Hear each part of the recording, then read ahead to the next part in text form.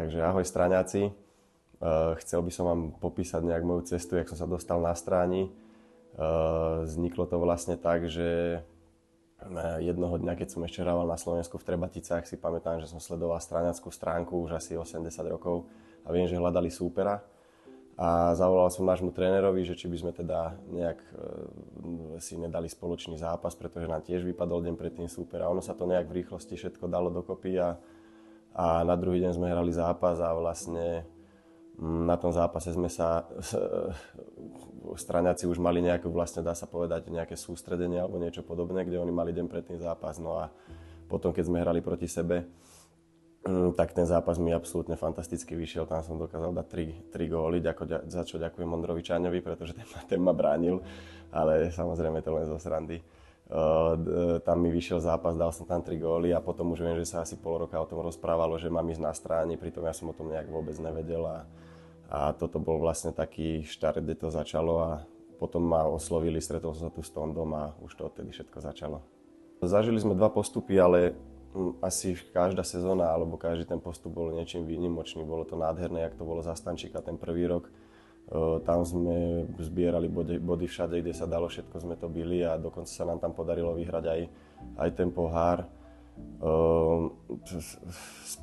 Tam bolo veľa krásnych zážitkov, asi ten najkrajší bolo hrať to finále na tom Zlínskom štadióne, kde sme to teda zvládli až po penáltach, kde sa mne nepodarilo síce skórovať, ale bolo to o to krajšie, keď to potom Spáčo rozhodol.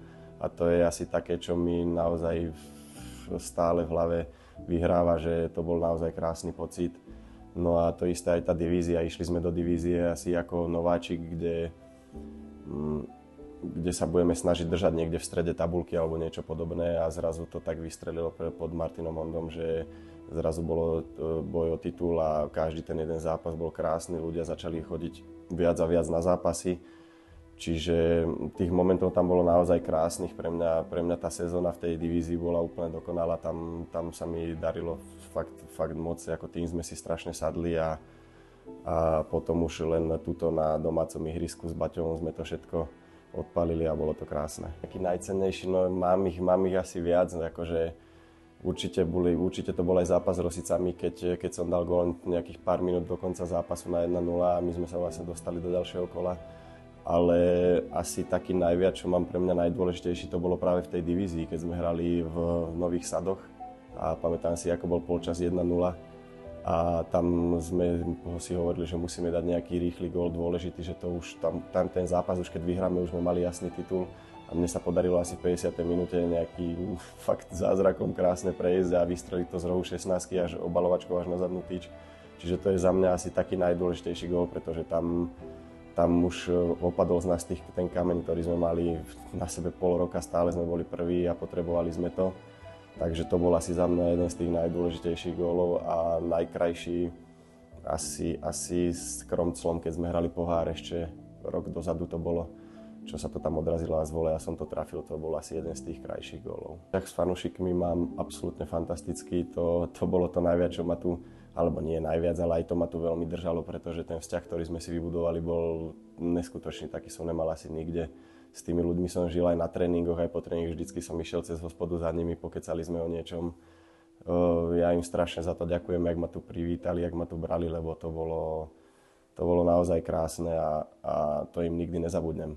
Moje plány do budúcna sú asi jasné, vraciam sa domov, vlastne tam, kde som začínal s mojou kariérou úplne od decka, od 6. Idem hravať do Piešťan a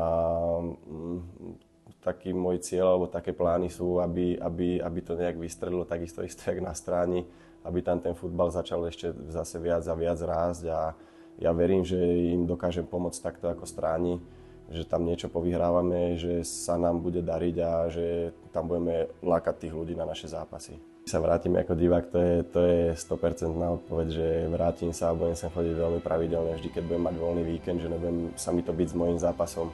Určite sem budem chodievať na zápasy, pretože s tými ľuďmi, jak v kabíne, ale aj mimo kabíny, tu mám fakt silné vzťahy a na strane už nikdy nezaneverem a sem budem chodievať asi už celý život, jednoznačne.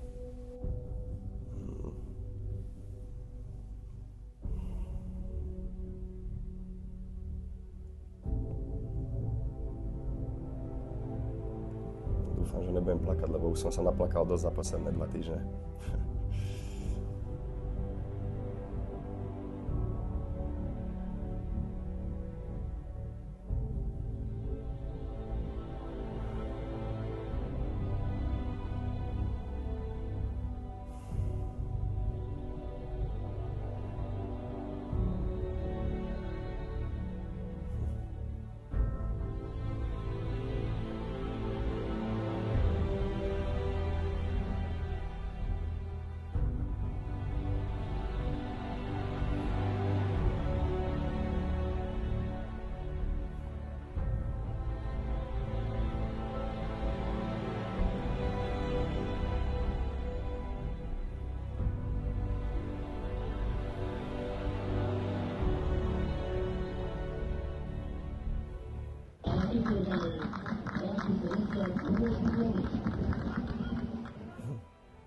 Dobrý, kamaráde, tak hodně štěstí, tak se ti daří, tak využijete další kroky tvojí kariéry.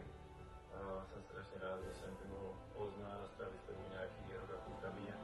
Byla to super jízda a věřím, že se nevidím naposledy, takže hodně štěstí a obrovský dík za to, co jsi dneska udělal na CRI Bráchov. Kubítko, můj milovaný, tak díky za všechno a ať se daří, smoking nothing. Kamaráde, moc krát děkuju za tu jízdu, co jsme spolu zažili a ať se ti daří. A Zarnuby, já bych ti poděkoval za tu Španělovou jízdu, jaká byla vítězství nebudu, triumf v divizi a vášení do třetí lize.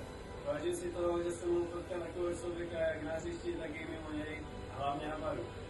Tak ať se daří to. Božku, chlape. Dík za všechno. Dík, že jsi to děl. A co v Mladé Boleslavi dá to minimálně tak, jak bude. A když se to někdy vrátí, tak ti drží místo.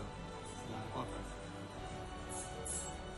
Zdravím nejsympatičtějšího Slováka ze západního Slovenska. Přeju ti hodně štěstí, kamaráde, a drtiči na pořád.